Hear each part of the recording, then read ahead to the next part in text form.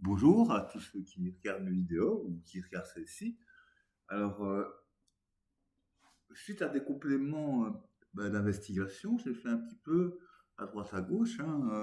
Je devais regarder un peu certaines choses que j'ai dit euh, à l'encontre de Catherine Crowe. C'était que, alors je vous avais dit que ça puait la magouille, hein, cette histoire de finir en asile psychiatrique, sauf qu'elle n'a pas fini en asile psychiatrique. Voilà. Bah, plus on creuse le sujet, plus on en apprend. Donc, vous voyez, moi, je pensais qu'elle allait finir en psychiatrie, mais non. Ça s'est déroulé en trois phases. Alors, effectivement, on l'a retrouvée hystérique euh, dans, dans des rues, non pas de Londres, mais dans un bled d'Angleterre. Donc, celui qui dit Londres, c'est un fac. La source n'est pas fiable. On n'a pas retrouvé du tout dans la rue de Londres.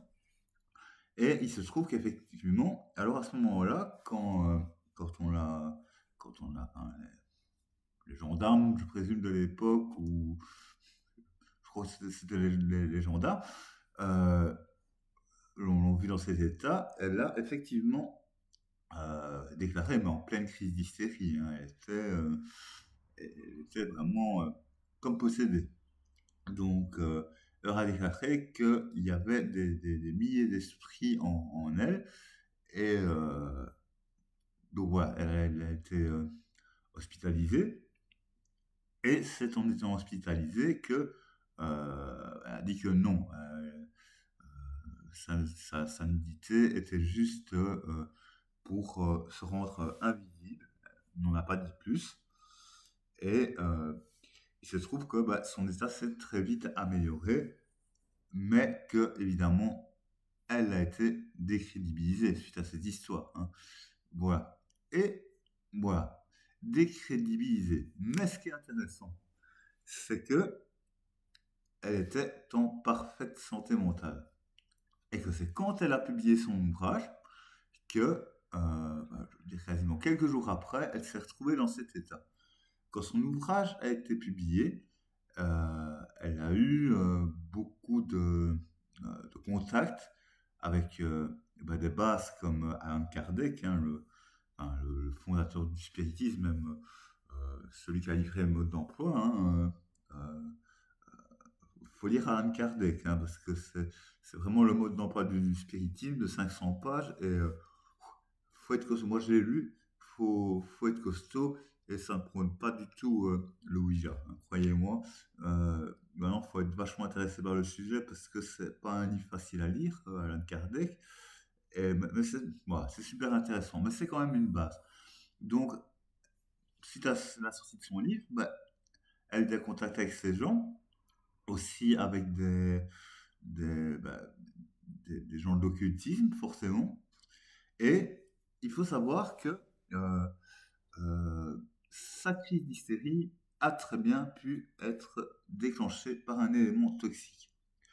Pas repérable à l'époque. Parce qu'il faut savoir que il y a deux choses. Déjà, dans ces années-là, il y a certaines substances qui sont prohibées maintenant qui ne l'étaient pas, comme l'opium et l'alcool. Voilà, à un moment donné, enfin, l'alcool était interdit. À ce moment-là, l'opium n'était pas interdit, l'alcool non plus. Et il y avait justement dans les milieux de l'occultisme, et malheureusement, ça ne s'est pas arrêté, un mélange d'opium, un léger mélange, voilà, tout en petite quantité, d'opium, d'alcool, de mercure, de belladone, euh, et une autre substance que je n'ai plus en tête. Mais voilà. Et malheureusement, ce genre de remède de grand-mère, hein, voilà, existe toujours dans certains cultes Wicca, dans certains autres cultes. Mais là, ce remède est en fait euh, une légère goutte, comme vous diriez du rescue à l'heure actuelle, et permet en cas de grosse pression, ben voilà, de faire très vite le vide, mais voilà, c'est pas, on ne ferait pas ça par flacon. Mais en revanche, une prise ben, pouvait soulager bien des maux, mais à long terme, ce genre de remède de grand-mère déclenchait exactement le même phénomène d'hystérie dont a été victime Catherine Crowe. Euh, c'est toujours la même chose qui revient avec ce remède, l'impression d'être possédé par des esprits, et voilà. Et il se trouve que justement, ces remèdes ont commencé à être en vogue à partir des années 1800, et beaucoup d'enquêteurs de l'époque se sont demandé si Catherine Crowe n'avait pas été droguée. Malheureusement, ce genre de drogue est indétectable de par sa composition, en fait. C'est des éléments isolés, mais qui englobés en font quelque chose de totalement indétectable dans des examens toxicologiques, hein.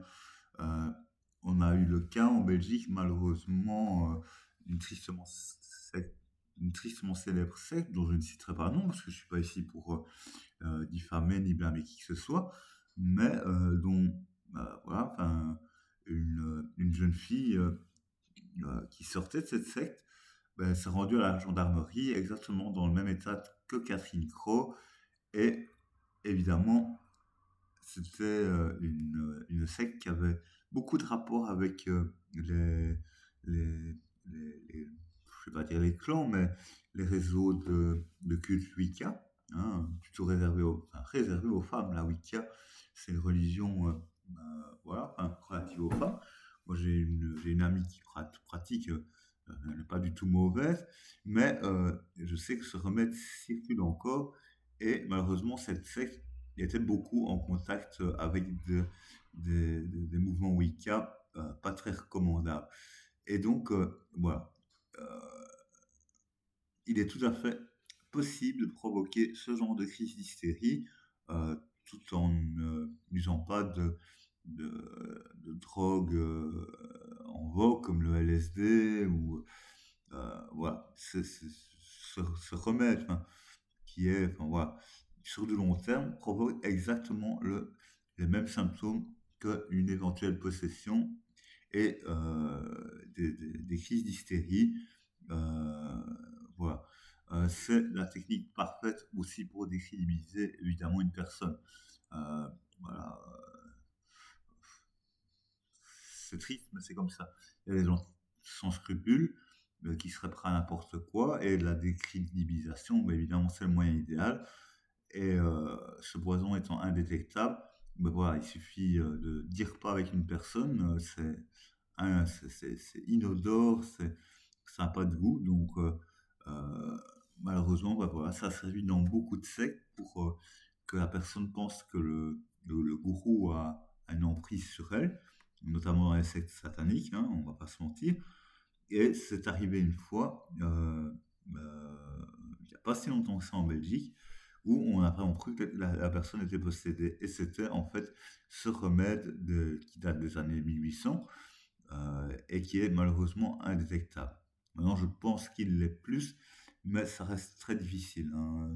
C'est pas une analyse toxicologique classique, mais voilà, ça pourrait expliquer la crise de démence de Catherine Crowe, crise de démence assez particulière, mais il se trouve que, bah, après elle a été restabilisée, elle a continué à écrire, mais s'est retranchée parce que après sa décrédibilisation, ben, elle a plus sorti de volume, et malheureusement, beaucoup d'escrocs ont repris la main, le flambeau.